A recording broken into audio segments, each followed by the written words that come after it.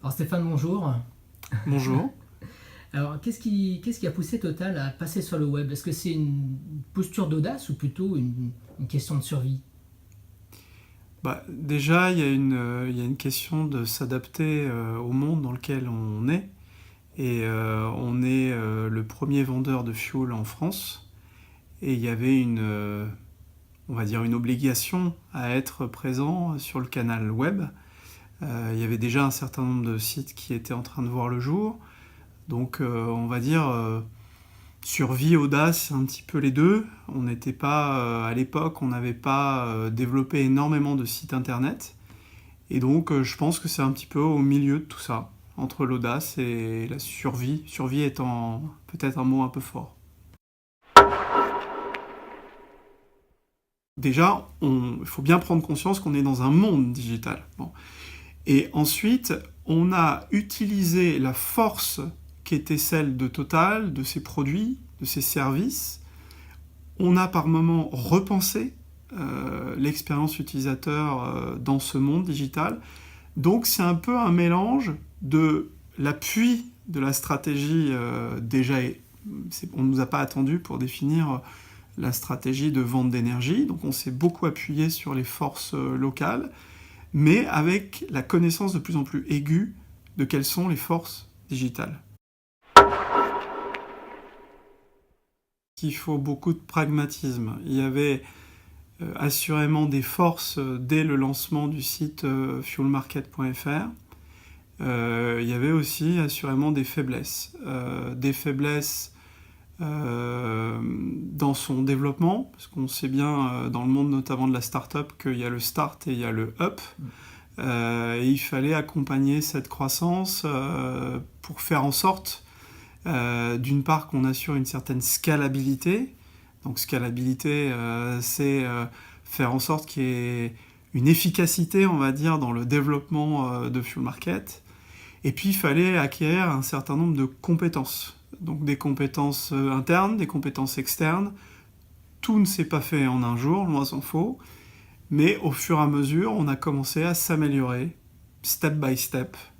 Et voilà, c'est beaucoup de pragmatisme. L'agilité au départ, on en parlait, mais je suis pas sûr qu'on savait exactement ce que c'était. Après, on s'est confronté à la méthode agile. Et la méthode agile, au-delà d'être connue, le Scrum, etc., elle nécessite des compétences, là pour le coup internes, comme des développeurs. Elle nécessite des profils comme des product owners. Et en fait, plus on a avancé, déjà l'agilité était là pour le coup, c'était une question de survie. Parce qu'un site internet, on peut imaginer qu'on le fait bien et puis après on est tranquille, mais c'est pas du tout ça. Il évolue en permanence. Il faut en permanence faire ce qu'on appelle des MVP. C'est un produit qui évolue mais qui est stable, qui est présentable, qui est découpé en plusieurs petits morceaux. Et donc on a progressivement là aussi mis en place cette culture agile qui progressivement a touché la direction de l'entreprise. Parce que si on est agile sur l'informatique mais qu'on n'est pas agile dans les prises de décision, c'est pas une agilité de A jusqu'à Z. Donc la culture d'agilité qui fait partie des valeurs de Fuel Market est devenue une valeur de plus en plus forte, de plus en plus concrète. Et aujourd'hui, on peut dire qu'on est très agile. On a été chercher des gens qui aiment le mouvement, qui aiment le changement, des gens qui vont apporter une certaine coloration, parce qu'en fait, on est une petite structure, on est 30, mais dans ces 30 personnes, ce qui est intéressant, c'est la mixité. La mixité homme-femme, la mixité de par la culture, de par l'éducation, de par le diplôme, de par tout un tas de choses. C'est un peu reproduire un espèce de microcosme qui fait que, en étant différents, on va aussi accélérer les choses parce qu'on va pas avoir tous le même prisme et on va du coup être agile aussi dans notre prise de conscience de ce qu'attendent nos clients. Au départ, le client, on a d'abord une promesse qui est de lui proposer un produit de qualité à un prix compétitif, très compétitif. Ça, c'est la première promesse. Mais derrière ça se cache la qualité du service et l'écoute du client. Et c'est pas des mots, c'est une réalité. On a 4,7 sur 5, ça c'est la note, et c'est plus de 40 000 avis qui donnent cette note-là. Ça veut dire que de plus en plus, de mois en mois, d'année en année, on a amélioré l'écoute et l'expérience utilisateur. C'est vrai dans le tunnel d'achat, comme on dit, c'est vrai sur la page d'accueil, c'est vrai par le chat, c'est vrai par les renseignements téléphoniques. On a le souci de qu'est-ce que le client rencontre comme problème pour en faire derrière un bénéfice. Trouver des solutions à ce qu'on appelle les pain points, c'est faire du pain point une façon d'être meilleur que la concurrence et une façon de répondre exactement à tout ce qui embarrasse le client. Par exemple, on a mis en place le choix de créneaux de demi-journée. C'était une forte demande, mais qui occasionnait une organisation assez complexe. C'était le premier pain point de nos clients, et c'est pour ça qu'aujourd'hui, le client Fuel Market peut choisir la demi-journée qui lui convient le mieux.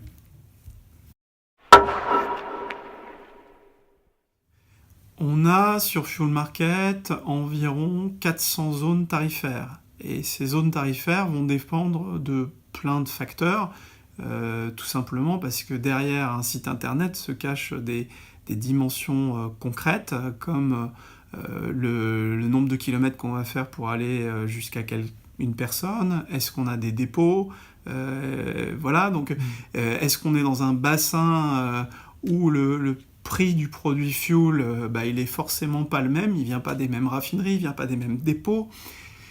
Donc on a une capacité à la fois sur un plan concurrentiel, mais aussi sur un plan coût réel, de différencier, parce qu'on est le grand total et qu'on a une histoire, et que les filiales, qui sont les filiales de distribution, sont à même, en fonction du prix de départ, on est à même de construire dans 400 zones différentes des prix également différents.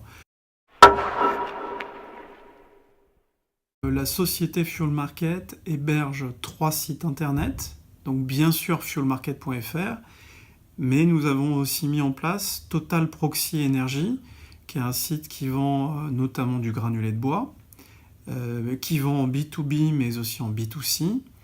Et on a également mis en place le site L'énergie tout compris, qui est un site de conseil en économie d'énergie.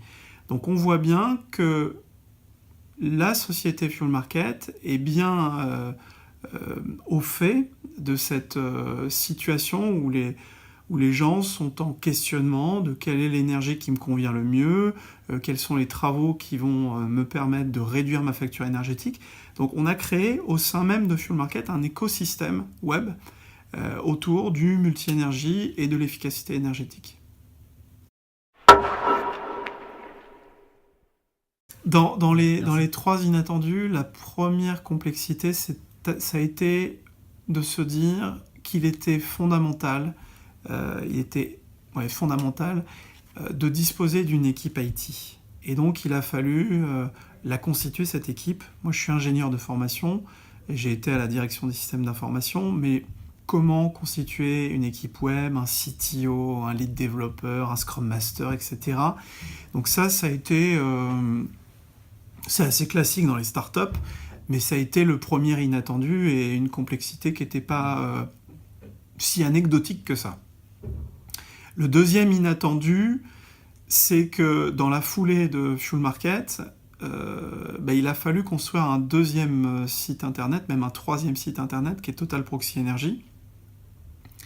C'est un peu la rançon du succès parce qu'on a réussi à mettre en place Fuel Market, et dans la foulée, il fallait intégrer un dispositif qui faisait que les équipes, on devait trouver des synergies, on devait trouver de l'efficacité à nos process sans handicaper le développement de Fuel Market. Donc ça, c'est le deuxième inattendu. Et le troisième inattendu, je dirais, alors ça fait un peu tarte à la crème, mais et il ne faut pas faire de généralité, mais les millennials. On va dire que j'avais lu beaucoup de choses sur les millennials. J'ai été confronté concrètement à leurs forces, leurs faiblesses, leurs qualités, leurs défauts. Et ils ne sont pas tous homogènes, comme toute génération, ils ont des plus et des moins. Mais ça veut dire que du coup, il y a un mode de management qui s'est adapté à cette génération, à sa demande, et c'est normal, d'exemplarité, à sa demande, elle aussi, d'agilité, mais pas forcément de la même façon. Cette motivation qui doit parfois se trouver dans le collectif, dans l'ambiance, dans les à côté, bref. Donc ça a été, en plus de lancer un site internet.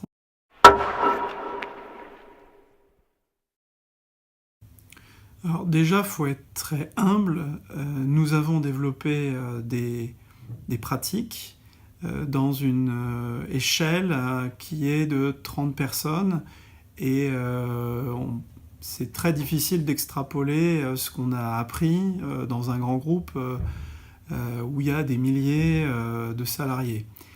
Néanmoins, c'est vrai que tout ce qui tourne autour de l'agilité, et derrière l'agilité se cache aussi cette facilité à se dire les choses, à se dire ce qui va, ce qui ne va pas, et parfois se dire « super, je me suis planté, ça va m'apprendre des choses ».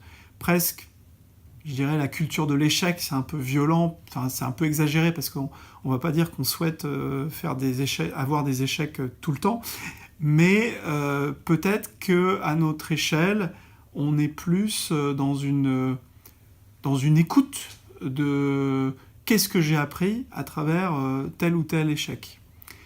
Ça, c'est un truc qu'on peut transmettre. Autre chose qu'on peut transmettre, c'est tout cet écosystème dans lequel on a appris à vivre. C'est un écosystème digital dans lequel on a des grosses boîtes, on a des moyennes boîtes, on a des petites boîtes. On est beaucoup dans du test and learn. C'est vrai qu'on a appris en marchant, on a fait des proof of concept, on n'a pas la science infuse, mais on sait qu'on doit toujours s'améliorer, apprendre. Et peut-être aussi que par rapport aux grands groupes, et c'est assez normal, on a l'habitude de faire des choses plus petites. Les fameux MVP, c'est faire en sorte d'avoir un product qui soit peut-être pas 100% abouti, pas parfait, peut-être pas internationalisable, peut-être pas multimétier, mais d'avoir quelque chose rapidement. Et donc là-dessus, moi qui connais les deux mondes, je pense qu'on a des choses à s'apporter mutuellement, même si on ne peut évidemment pas facilement extrapoler ce qu'on vit à l'échelle de 30 personnes à l'échelle d'un grand groupe, ça serait trop facile.